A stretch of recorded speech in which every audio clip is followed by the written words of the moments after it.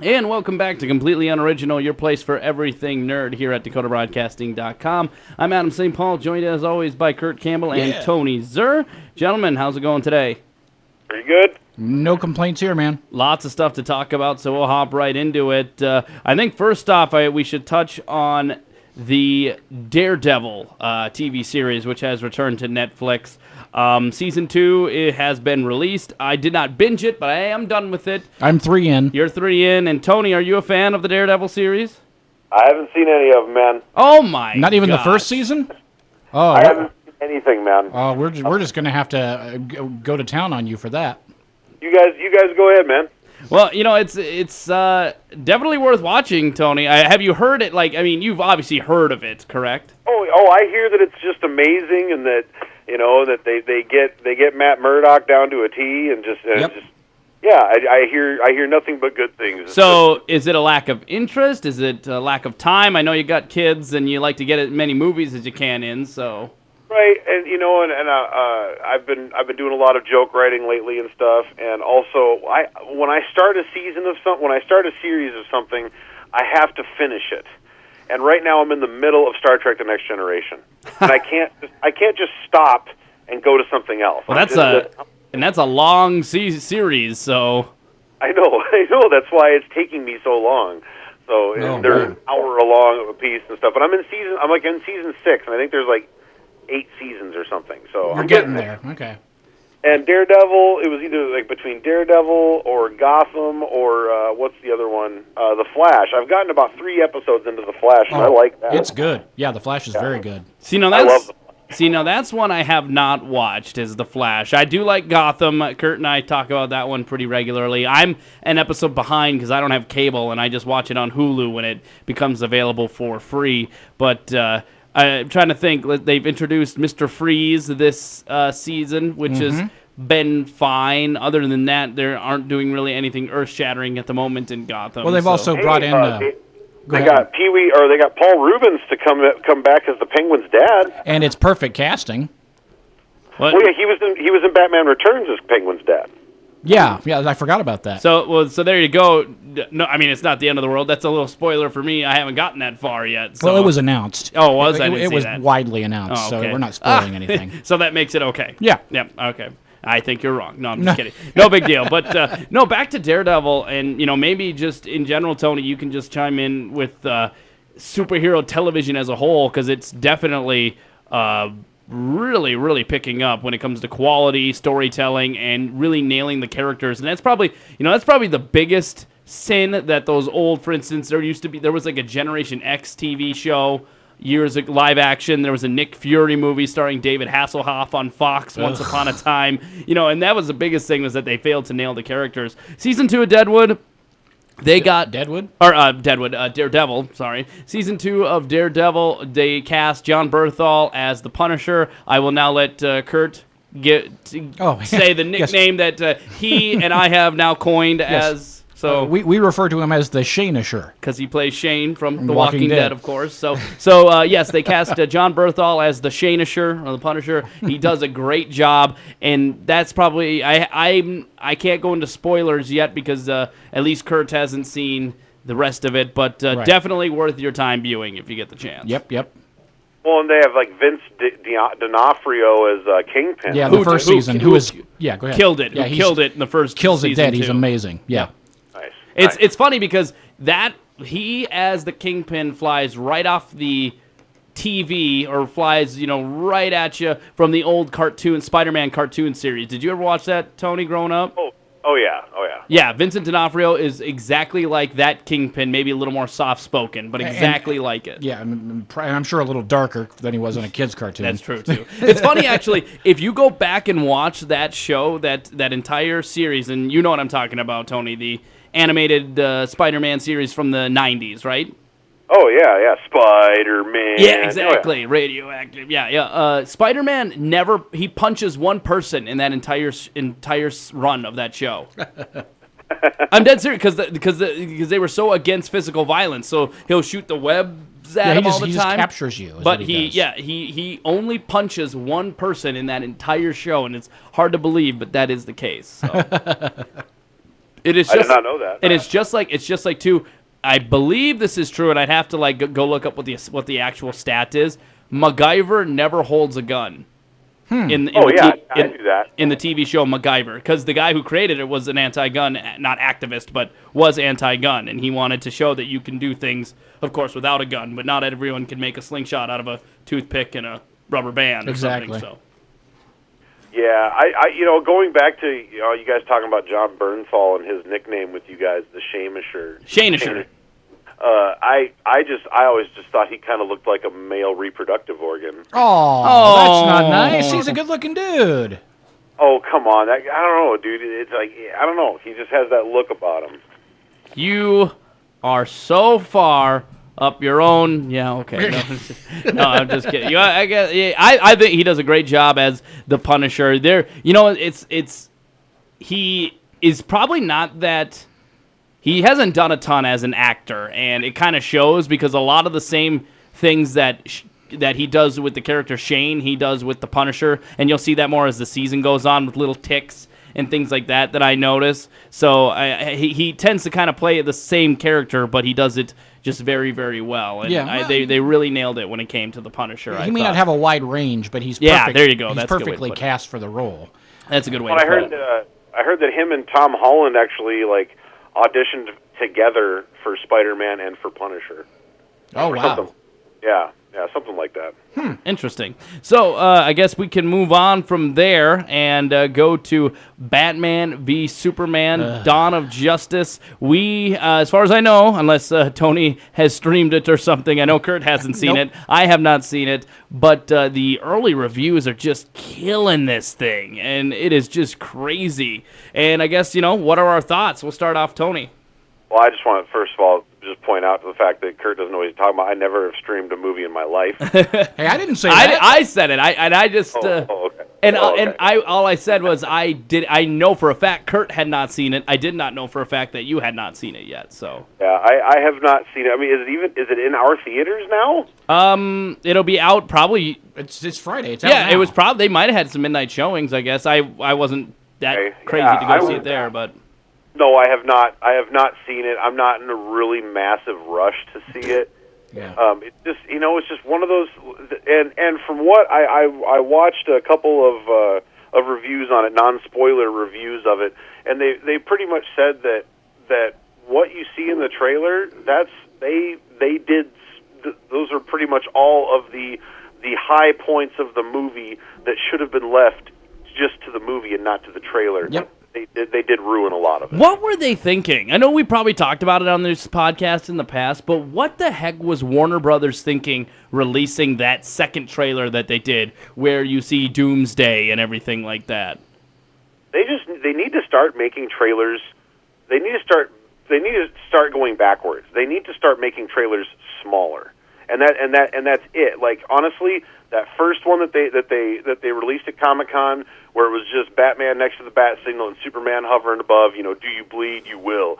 That would have been cool. And then just honestly, I would have loved to have seen new Batman v Superman trailer out right now, and it's just Jesse Eisenberg saying the red capes are coming, and then two little shots of Batman and Superman or something like that. Yeah, that would have been there's no mystery.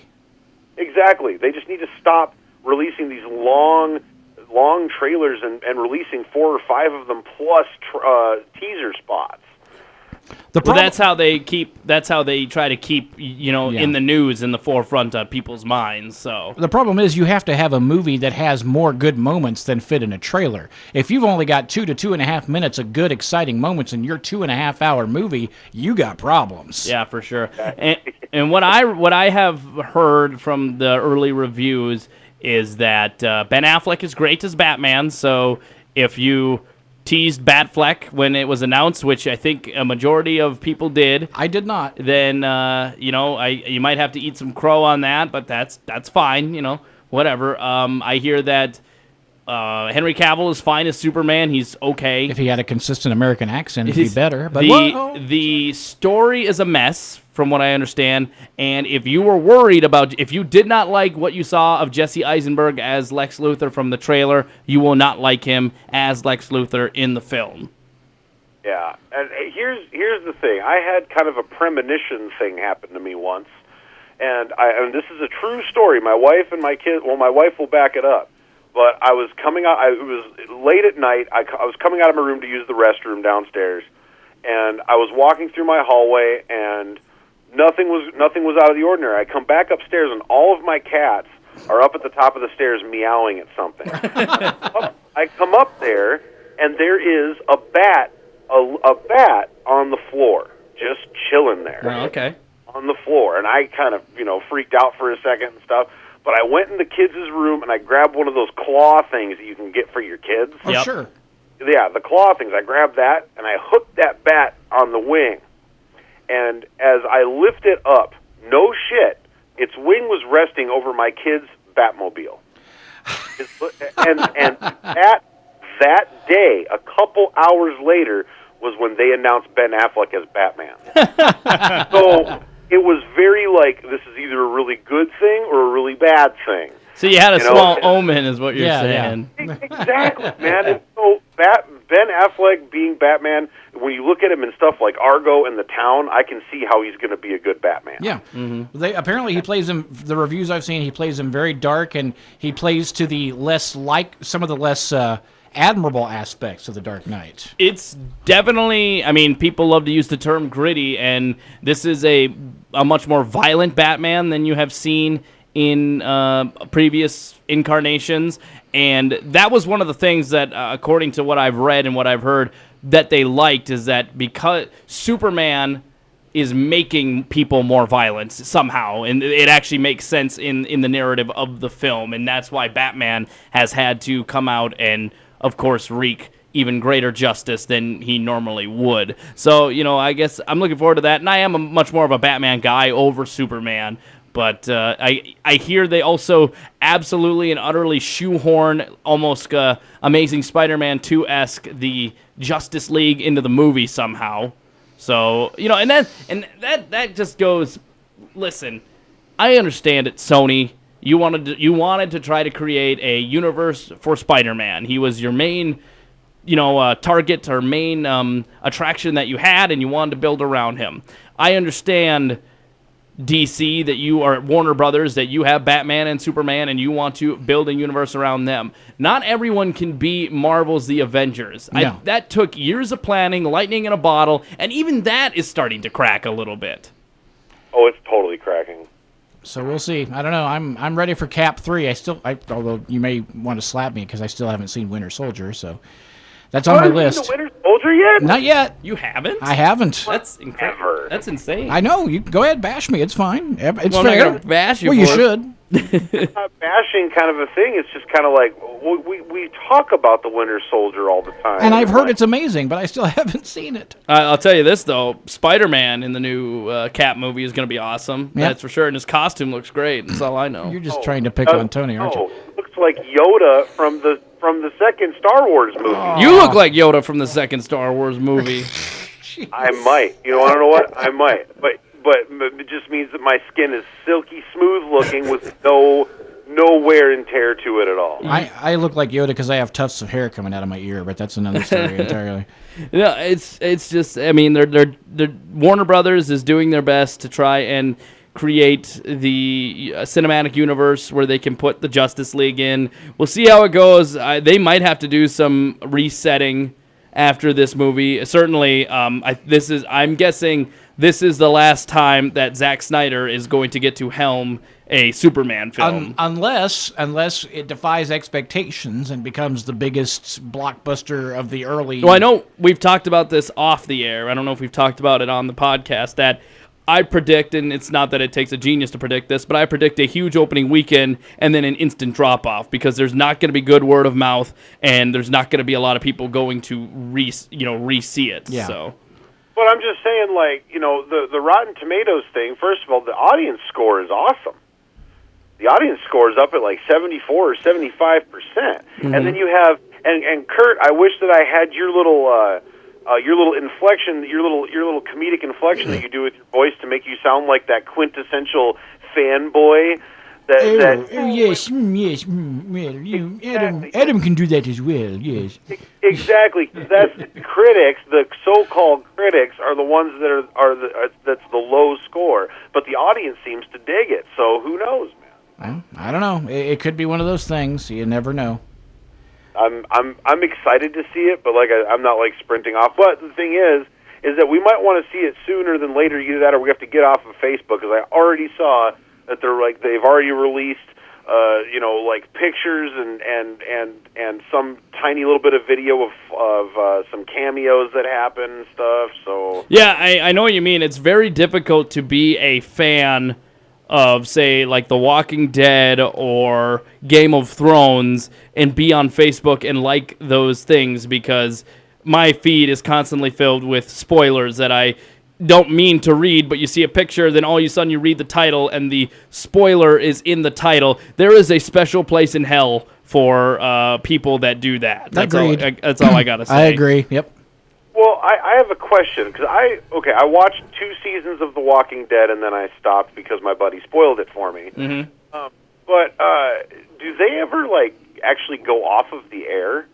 Because it seems like I don't follow The Walking Dead, but it seems like every week it's like The Walking Dead season finale, and then the next week it's The Walking Dead season premiere, and it's just doesn't seem like AMC follows a format which I don't know if it's really gained popularity other places. It works for them because they have such popular shows. They like to do their mid-season finale. What they like to do is they like to maybe do 6 to 8 episodes or something like that. They'll have a quote-unquote mid-season finale, leave it on a big cliffhanger, and come back and say 2 months, 3 months, something like that. Yeah. And then they do have the season finale, and that's when they take their long break after that. Oh, okay. Yeah, because it seems like I just see that so much. And they do that to spread it out a bit, because frankly they do a lot fewer episodes than network television series do. So they kind of have to spread it out a little bit to just keep it from all being over and not let the anticipation dwindle, which I think is smart. It's a shame that you quit watching after the second season, because that is by far and away the worst season, and it has gotten better. Yeah, I recommend going back to it. Because I was a huge Walking Dead fan of the comics before the TV show even, and I was one of the biggest I was so excited when that TV show came out, and the first season was just great. The second season was so bad for me that I actually quit. I got bored. I quit watching. I saw it through, but I did not pick up season 3, and then I had to come from behind when Netflix got the episodes and whatnot. But now I'm back. I just have to wait till Netflix gets the episodes again, because I don't have cable. So. Well, yeah, and I was just sitting there, and I posted something on Facebook saying, I'm midway through season 2 of The Walking Dead, and I can't wait to see what happens with this little girl, because they're looking for a little girl the whole time. And then my buddy comes up there, he's like, yeah, doesn't it suck that when she turns out to be a zombie? I'm like, are you kidding me? Maybe you need to tell your friends to have a little common courtesy when they're going to come over to your house. I chewed him out good for that one. Did you punch him in the face? And I kind of would have wanted to had it been me. Had I invested all that time, yeah. He lives in Fargo. Hey, I just came down here, drove 3 hours to spoil the show for you. I'll see you later. Yeah, can we do a public service announcement to people? I know that some people can be a little precious about spoilers, but here's the thing. If you know your friend hasn't seen the show, shut up about it. Yeah, I mean... Unless they tell you, no, go ahead, tell me, then shut up about it. Well, there's graceful ways of kind of hyping somebody up for something. But because I do that shit with my dad all the time. Like, come on, dude, you have to see this movie, and and just try to tell them little bits about it. But yeah, you want to make sure that they get that child's eye when they go into it, man. My wife gets mad at me when we watch things that I've seen and she hasn't, and I won't tell her what's coming up. She actually occasionally will get upset with me. No, I'm not going to spoil it. You watch it. You invest the time into it. I'm not going to tell you what happens. Give you the easy way out so you don't have to pay attention. Come on, Kurt. Does Arnold save the planet Mars or not? Just tell me. I want to go to bed. Huh? I want to go to bed. Nice. Oh. Well, I think we are out of time here for this edition of Completely Unoriginal, so that is going to do it for us. Make sure to tune in next week. For Kurt Campbell and Tony Zur, I'm Adam St. Paul. Until the next time.